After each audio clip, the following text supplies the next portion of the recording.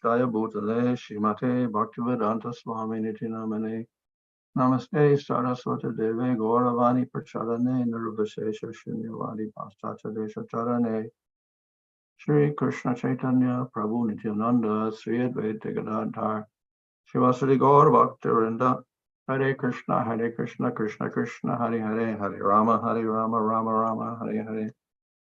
Reading from Srimad Bhagavatam Canto 4, Chapter 18, Verse 19.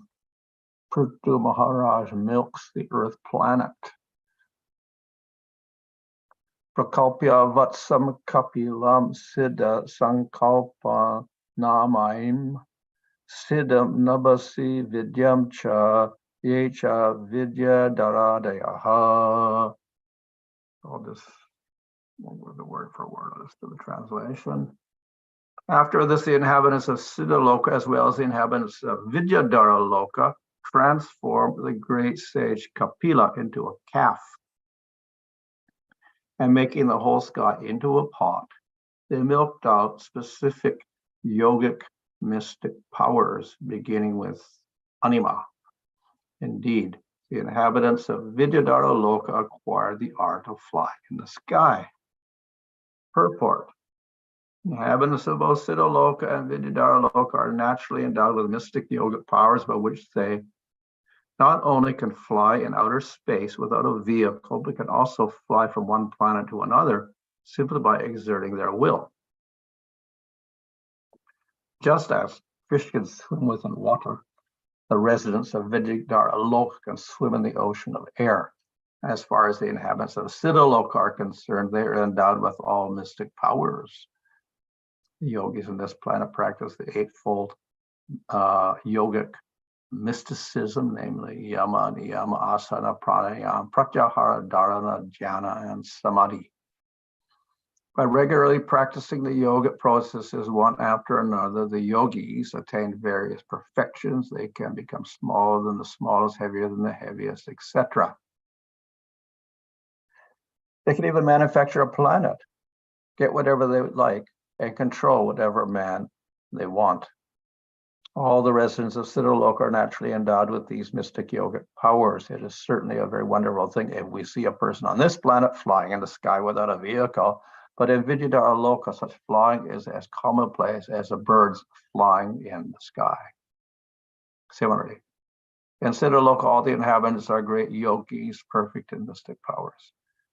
The name of Kapila Muni is significant in this verse because he was the expounder of the Sankhya philosophical system, and his father, Kardama Muni, was a great yogi and mystic. Indeed, Kardama Muni prepared a great airplane, which was as large as a small town and had various gardens, palatial buildings, servants, and maidservants. With all this paraphernalia, Kapila Dev's mother, Devahuti, and his father, Kardama Muni, traveled all the universes and visited different planets. So this is a chapter concerning the how Prithu, who is an avatar, a Shaktivash avatar, made the earth productive for the human beings because it was all unsuitable. So he leveled off the earth and made the earth very productive in different ways, which is necessary for human existence. And we can see there's always a struggle. The settlers came to Australia, then they had to struggle. They plowed up the land, chopped down the trees, and then they were able to cultivate things or to make grass for the sheep or for the cows, etc. But they have to struggle to get something out of the earth. That is particularly true when we get huge populations. If we just got a few people in a small gathering in huts and whatever, then they don't have to make, let's say, special arrangements for all of this. But as the populations grow, then they need dependable sources of food. So they become expert at cultivating the land, growing crops, and raising cattle, etc. Well, this is a pattern in civilization we can see in ancient times. So there is always necessity that the earth and the human beings cooperate together in a certain way. If the cooperation is not there, then the human beings suffer. So this particular idea is presented here. The Prithu as avatar of the Lord made the earth suitable so that the human beings could survive on earth through cultivation and whatnot. So there's a whole list of different entities who get different things out of the when Prithu Maharaj carried out his activities. So this particular verse concerning the Siddhas and the Vidyadharas, who are more advanced than us. There is, we are on a place called Bhumandala or Bhuloka, which is one level of the universe, kind of in the middle. We have 14 levels of existence, and Bhumandala is in the middle, number 7. Svarga is above, and then we got Mahaloka, Janaloka, Tapaloka, and Brahmaloka above that. But between Bhuloka and Svargaloka, we have another little area called Bhuvarloka, which is sometimes called the sky. But it's below Svargaloka and above Earth, I think 100 kroshas above us. So in this area, we get the Siddhas and the Vidyadharas and the Gandharvas and the Bhutas and the other beings, some of which are rather malefic, some of which are kind of benefic, etc. And we have these people with mystic powers here, the Siddhas and the Vidyadharas residing in this area. And it's described how, in the portion of Prabhupada describes how they have different mystic powers. Of course, Siddha itself means they got siddhis. So all the people there have a great mystic powers. The 8 cities, of course, are well known, becoming very small, becoming very huge and heavy, etc. But at the 11th canto, I think 22 cities are mentioned, so there's more siddhis as well. And for us on the earth, such things look very remarkable, like miracles, because we don't see this happening every day. We don't see people flying in the air. We don't see people traveling to one place to another in an instant. We don't see people manifesting objects. So these powers look very, very extraordinary to us. And then people may assume such a person is God. He is supernatural, superhuman, so he's, far out. But yes, they are superior, but they're also not God. So we have to make such distinctions. People with powers are greater than us, but that doesn't make them God. Yes, God has more power than us, but he has more powers than all of these entities who may have great powers. So the Siddhas and the Vidyadharas are on one level, but they're below Svargaloka. So the Devatas are above them. The Devatas like Indra and Surya and Chandra, they're superior. They have more powers. And if we go to Mahaloka, Janaloka, Tapaloka, and Brahmaloka, then the inhabitants there have more powers. Their bodies are more subtle. But the catch to all of this is that all of them have temporary bodies. They are jivas stuck in material bodies, and the bodies have to die. So in the Brihad Bhagavatamrita there is Brahma's confession, because he gets praised as being a great devotee, because at the top of the universe, great devotee of the Lord. The Lord resides on his planet as the Mahapurusha, and daily the sages there are worshiping him, and he receives their offerings. So the Lord is continually present in Brahma Loka, so he must be a very great devotee. And then Brahma says, well, actually, I'm not such a great devotee because I have a perishable body. It's all so peaceful, concerned. He lives, for us such a long period of time. One day of Brahma is 1,000 yuga cycles of 4 million years each, and he lives 100 of those years after each day is so long. But then he says, no, I also fear death. I fear that I lose my powers and I will die. I have to give up my body. So this is a constant worry for me. So though he does have more powers than all these persons, and of course more than the Siddhas, the Vidyadharas, he's also miserable because he has to die. So it's all relative. If somebody is in the material world, they don't have anything. If they get $100, they may feel like a rich man. And if a person has, $100,000, he may feel rich. But then after a while, he's dissatisfied with that. And he looks at a person who has billions of dollars, and says, that's a rich man. The rich man has billions of dollars also. Finds something lacking also. He's not complete. So then he'll look for something else.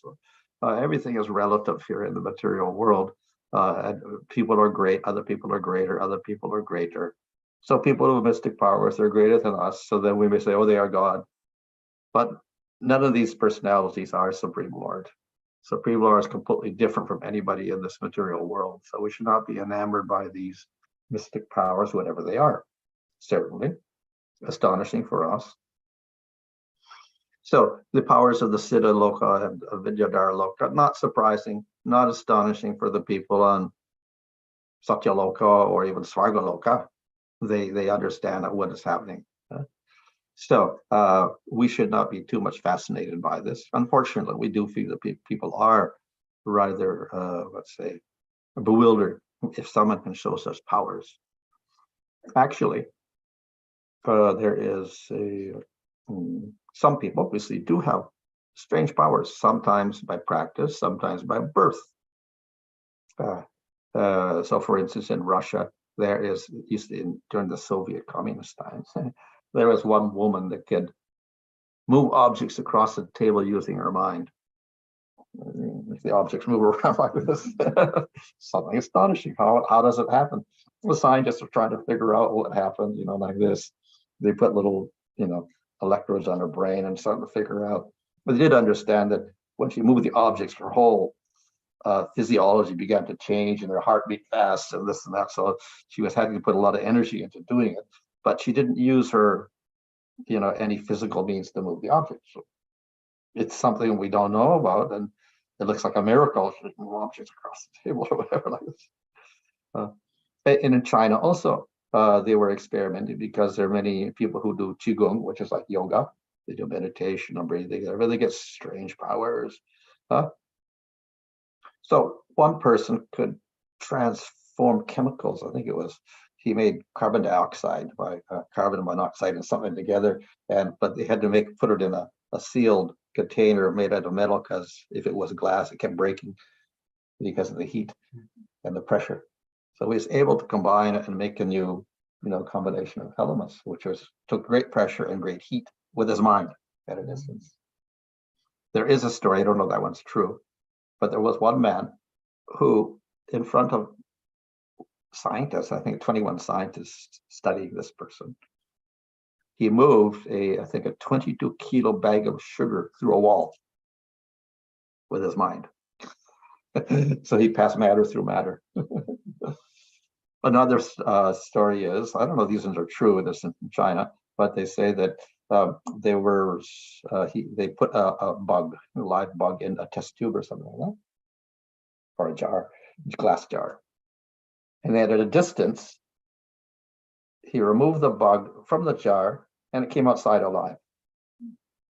And it was a sealed container. He got the bug out somehow. How is it possible? Difficult to say. So they were wondering, what did he do? He decomposed the bug and then reconstituted it with his mind outside, or he pulled the bug out through the glass wall or whatever like that. So they got a camera that took, I think, a huge number of frames per second, like 100 frames per second or something, very fast, Japanese camera. And they photographed him with the bug, and then they did see that the bug was passing through in 2 frames, I think the bug was passing through the glass wall to get out. How he did it, nobody really knows. But he could do with all those in mind like that. So people could do strange things. And of course, in America also, the CIA also got curious because the Russian, military was investigating these powers, and China was also doing this. So America decided, okay, we got to do something. So they got one, what do they call them? Clairvoyant or whatever, who had some powers, Ingo Swan was his name. He wrote a whole book on this later on. And then they did many experiments, and there was a physicist in charge of that, a reputed physicist to carry out the experiments so nobody could cheat and whatever like that. So they were foolproof experiments. And they did discover he could do many remarkable things. His main thing was he could get information from anywhere. He would just relax, meditate, and he would come back with the information from wherever you want. Okay. So this was very, very astonishing how he could do this, and even he went to Jupiter and got information about the temperature of Jupiter, the composition of the atmosphere, what's on the surface of Jupiter, etc. Long before they could even know that, because they hadn't sent a satellite close enough to Jupiter to pick up any information about the chemical composition of the atmosphere, etc. It was 10 years later that they sent him a satellite or with a probe into space, and they got some information. And 80% accuracy he had on the information he got from chemical information, physical stuff, on Jupiter, was on Jupiter 10 years before, and even scientists didn't know. So they sealed the information up in a packet, and then 10 years later they opened it up, and it was true. So how could he do it? It's mysterious. But the conclusion of the scientists in America who were studying this, and actually, because they wanted to, train people up to do the same as he could do, because then they could go to Russia in their mind and spy on their rocket, installations and their nuclear plants and do all this. And this, they did actually do that. So they were able to train people up. First, they tried to understand how his mind was working, whenever he went to meditative state, etc. So they did the same thing. They got people to meditate, do TM, and do whatever they could do to get an alpha wave state like this. And then they developed techniques by which they could actually train people up to also get information from other places. You go to a relaxed state, and somehow they connect to something or other, and then they have these visual pictures coming in their mind or something, and they record all that stuff. So in other words, Ingo Swan says, yeah, so the conclusion of this is that with the human, not exactly the brain, but human consciousness is such that you can train it to pick up information from anywhere on the earth or beyond the earth. Can you go to the moon? He did that also for the scientists. They go to Jupiter, and you go across the universe even. And you could also go in time, future or past. And you can pick up information from 10 years ago or 20 years ago, or a few years, not too far in the future, but a few years in the future, you can get information also. So therefore, the conclusion was you could train people up to do this. So he said the human being has the capacity to do this, but most people are not trained to do it, so they don't. Just as people could be doctors, but they're not trained, so they can't do operations on people. So the human brain plus subtle body, whatever, has this capacity to do many things, but we just don't train it. So the yogis who do the whole pranayama and dharana, dhyana, samadhi, their minds are under control. So in the process of doing that, they start getting these siddhis. They know how to, adjust their subtle body or whatever, and they can do this. From our point of view, it's not actually the brain that does this, but it is what we call the sukshma sarira, or the subtle body. The subtle body has senses, because when you die or when you have a near-death experience, you have experiences and you see things, but you're not. These eyes are dead because the brain is dead. So obviously, you're not seeing with your eyes like this, but you do see things. So in your subtle body, you can see and hear touch, and do everything. So we can say the yogi or these siddhas, then they use that subtle body to do remarkable, what we call remarkable things. They can project their subtle body up because the subtle body is not so gross as the gross body. And so we can go all here, there, past, present, future, whatever, any place, and then come back, observe things, come back, and then we get the information. So that's one type of siddhi that is can be done.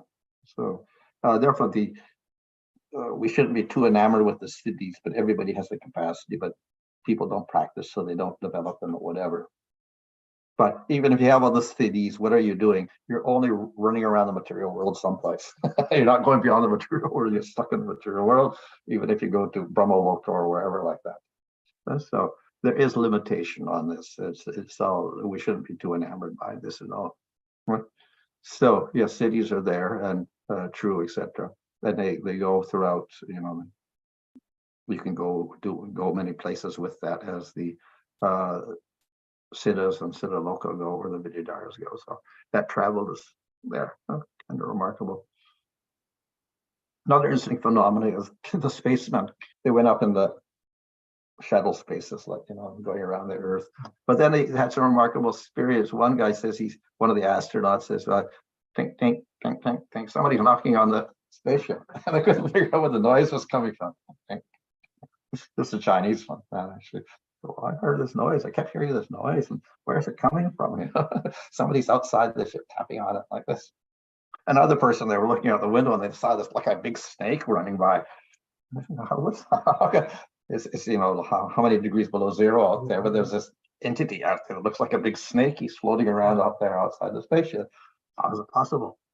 So they, of course, as the prophet says in the purport, they can fly through the air, the akash or ether or whatever. They're not affected by, as we are affected by our bodies. So therefore, there are bodies in different parts of this universe that can do different things and exist in different ways than we exist. And we should not be surprised by that. So that's the nature of these siddhis. So as Prabhupada mentions in the purport, Kapila, he was like a great yogi, and he manifested the big siddhi, whatever. We should not be surprised. Actually, his father was Cardamom was the great yogi. And out of that, Kapila was born. So Cardamom Muni was the great yogi, and he could manifest the whole city because of his powers, whatever.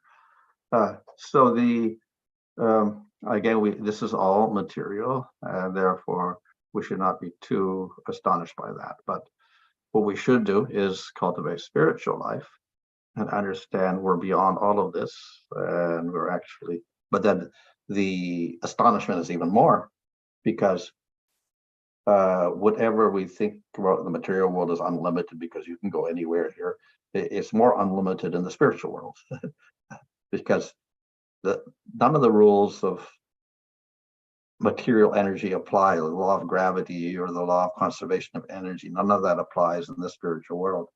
So when you've got your spiritual body in the spiritual world, you can do much more than even the greatest yogi or Lord Brahma or anybody. So the devotee in the spiritual world has much more capacity. So it says he has all the siddhis or whatever, but he doesn't even need them. And of course, the Lord is Yogeshwara. He is the master of all masters of yoga. So Krishna is the most advanced yogi. He can do anything in the spiritual world, the material world. So the whole purpose of all of this, even in the material world, is everybody wants to be happy. And therefore they will do different things to get that happiness, travel around here and there, manifest objects, whatever, and then impress people, get worshipped by people by having these powers, etc. But it's all based on one's own happiness. So if we want the other type of existence in the spiritual world, then we have to give up all of this type of desire for happiness for ourselves in the material world. And instead understand that the happiness should go to Supreme Lord. And when we do that, then we get transferred to the spiritual realm. So we should not be enamored by all of these powers that exist in the material world. They are very, very temporary. Instead, we should cultivate devotional service and end up in the spiritual world of spiritual bodies, which have much more powers than anything we have here. Okay. You have questions here? Do they have the questions on Zoom or what? No.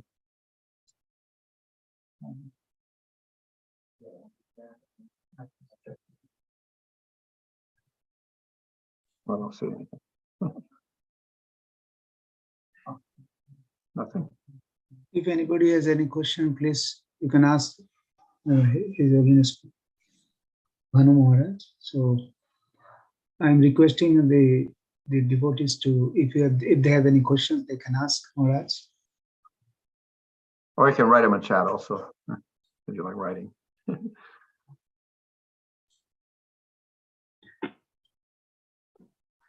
So it appears, Maharaj, there is no question for the time being. Okay. So that's, Maharaj, thank you very much for the very nice and informative class you have given us. We have informed a lot. We have been able to learn a lot of things about the opulence of the various planets, but we should not be confused by the opulence of this. These are the opulence of the material nature, and the devotee is always inclined to serve the Lord and the spiritual world. Yeah. Okay. Hare Krishna. Hare Krishna. Hare Krishna. Just while Hare Krishna, Prabhu. Hare Krishna. Hare Krishna. Hare Krishna. Dandavad Pranam Maharaj. Thank you very much for the nice class and those and the various news items from the various media which confirm all the Siddhic powers, as you said. So, Maharaj, just one question I had. In the Bhagavatam, when they're describing for example, Shakti-Avesh avatars like Prithu Maharaj, as well as like other avatars, many times they describe the Shakti-Avesh avatars as the Supreme Personality of Godhead. They even address him as a Supreme Personality of Godhead. For example, in this case, we see Mother Earth was addressing him as the absolute Supreme Personality of God. So how do we understand that when they address that? Yeah. So sometimes even other jivas who are not Shakti-Avesh avatars get addressed as Bhagavan, like Vidura gets addressed as Bhagavan. Yes. So sometimes these words are used honorifically, but we can't take them literally. Of course, because they're Shakti-Avesh avatars, in one sense, they're classified as avatars, so in one sense, Supreme Lord. But of course, we differentiate because they're jivas with special powers given by the Lord. But they are also different from even Brahma, who is a Guna avatar, who has a material body and who dies. Shakti-Avesh avatars have spiritual bodies. So they don't die like Narada Muni and Prithu. So they're in a special category. And of course, there's persons who are less than that, like the Devatas. They're not called avatars at all. They're called Bhutis avatars. So Devatas and sages and Manus are in that category. They're the Bhutis of the Lord, but they're also empowered by the Lord, but not as much as the Guna avatar, and not as much as Shakti-Avesh avatar, who actually have permanent spiritual bodies. So there's some differentiation. But when we come at least to the avatars, we could call them Supreme Lord also, but it's like exaggeration to some degree, but it's said to give them respect or whatever. And as I said, sometimes jivas are addressed as supreme also. Or even Devatas may be addressed as supreme or Ishvara, etc., even though they're not really the Ishvara. So we have to very carefully try to understand how words are used in the scriptures and not come to some false conclusion. And when Shiva gets praised, they also call him Bhagavan. He's the creator, maintainer, and destroyer of everything. They attribute this to Shiva when they're praying to Shiva, or praising him in the Bhagavatam itself. But we know ultimately that this is praise, but it's not literally true. So even scripture sometimes makes statements which we cannot take literally. Why? Because it's contradicted by other things. But where there's contradiction, then we have to come to some conclusion. So we can only do that if we don't take isolated statements, but we see statements within the same chapter or the same book, and we see if everything agrees. If they don't agree, then we have to give some explanation. So what explanation is? Okay, we use words, but sometimes we use them not literally, but as praise. So therefore we'll call the devatas Bhagavan or Ishvara, etc., when they're not the supreme. As we do in common language also in this world. So we have to be careful how we read the scriptures also in order to get the correct meaning. So we have to take it sometimes by the context and see that everything agrees. Now, it's difficult for us to do so. Therefore, we have acharyas who make commentaries to explain what these words mean, and if we can take them in the absolute sense, or we have to take them in a relative sense. So they often will do this if there's some confusion. So that's what a commentator does. They will clarify the situation. Ultimately, so that there is no contradictions there. Everything is harmonized and everything makes sense. So that's the duty or the work of the acharya, to make everything consistent. Okay? So that's what our acharyas do with the Bhagavatam.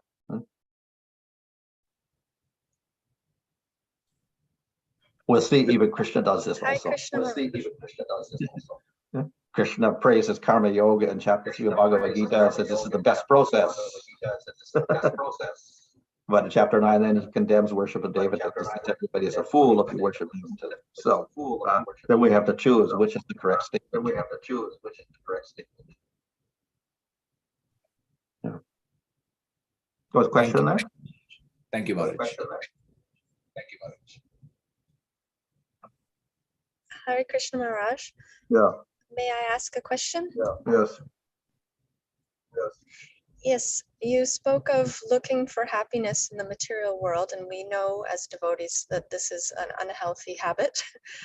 How do we, obviously, we know we need to engage our senses in Krishna consciousness and chanting and reading and looking at things in a spiritual way connected to Krishna. But how do we actually break this habit? We have material senses, we have material bodies. Can you enlighten my small mind? How we stop the senses from engaging in material enjoyment? Yes, and just the conditioning we have of so much media and marketing and all this stuff. Yeah. I mean, you limit that, but this is the problem with our senses. Of course, we have more of a challenge, maybe more of a challenge in the modern world with all this social media, et cetera, bombarding our senses, but it's always been a problem. And that's why Krishna Bhagavad Gita says, you got to control your senses. You got to control your senses. If you don't control your senses, you degrade yourself. So this is a very a basic principle of advancing in human life and becoming spiritual. Ultimately, we have to control the senses and the mind. Now, Arjuna, and then of course, Krishna explains this: do yoga, pratyahara, dharana, jhana. And then Arjuna says, well, it's too difficult. I can't do that. I'm a kshatriya. But then Krishna says, well, you have to do it. If you don't want to degrade yourself, you're going to have to control your senses, but you have to do it by practice. So control the senses, and that means is repetition and practice. So we have to make some attempt to bring the senses, the mind under control. And this is what constitutes dharma for the human being on one level. In karma yoga, all the rules of dharma are there to help you control your senses. But the Acharyas realize that all people cannot control their senses to the same degree. So therefore, they give different levels. For the lowest, those in Tamagun, the Sudras, less standard. They can have less control, don't have the same rules. But as you go to the Vaishyas and Kshatriyas and you get to the Brahmanas are expected to control their senses much more, and they got many more rules to follow. But everybody is kind of comfortable in the set of rules they get, and by doing that, they advance higher and they go from Tamagun to Rajagun to Sattva Gun. And when you get in Sattva Gun, then sense control is rather natural. Of course, we can make mistakes, but still it's more natural because we're detached from material enjoyment in Sattva. So then, of course, then you can say, well, let's get to Sattva Gun and then we'll control our senses. That's true. But it may take you many lifetimes to get there. So Krishna offers us an alternate process. Instead of trying to control your senses by stopping them with yoga and jnana, etc., or getting up to Sattva Gun, Krishna makes the promise that anybody can practice bhakti, and anybody can, which means by practicing bhakti, you get this final result of getting out of this material world and going to the spiritual world, which means you have to control your senses. So by following the process of bhakti, then automatically the senses should come under control. So instead of just attempting to control them, our attempt should be to engage the senses in bhakti. And this is the method by which we get control of the senses. So the more we can engage in bhakti, then the less we take interest in all these other things. Okay? So of course, we can use social media for bhakti also, but that's also mixed up with so many other things there. Also, we have to be careful how we use that as well. So we have to have a little intelligence to filter everything that's coming to us and decide which things are favorable for our devotional service, and then we can engage our senses in that way. Luckily, we can engage all of our senses in different ways. We engage our tongue in eating prasadam, engage our eye in looking at the deity, engage the ear in hearing kirtan, engage the voice in singing kirtan, etc. So we have all sorts of ways in which we can engage the senses. The more we do that, the less attracted we are to anything in the material world. So that's the way we engage the senses, by engaging in Krishna.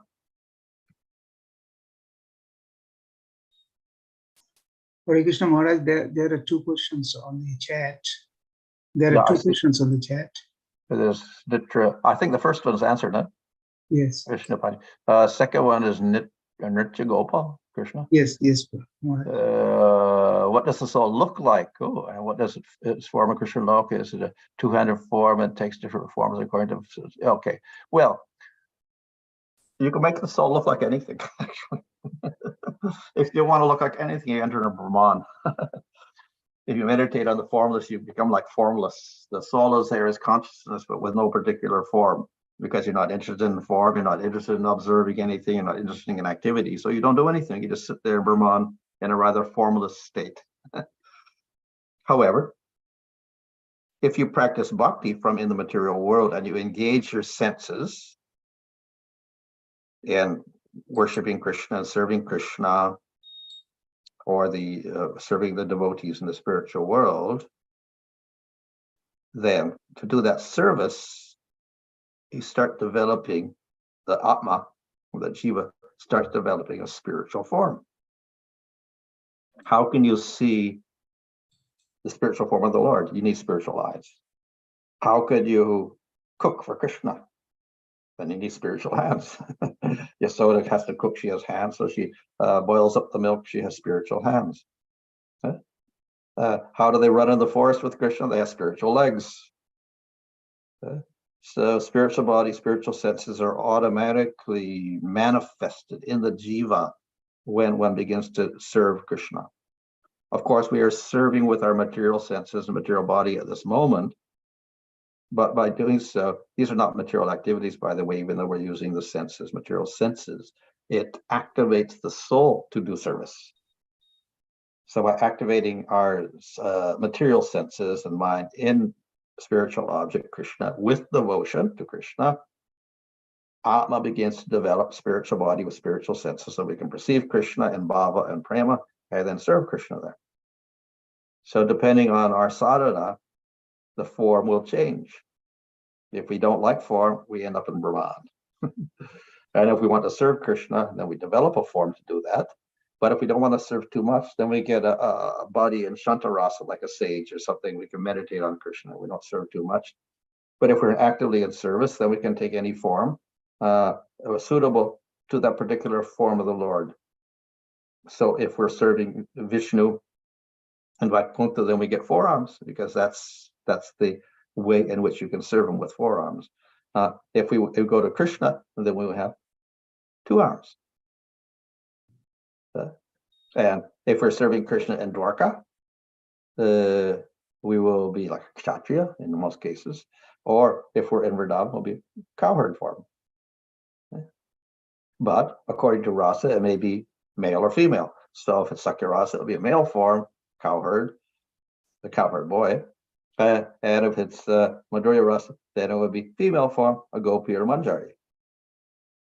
So according to your type of service you engage in and your rasa, then that form would also begin to manifest differently.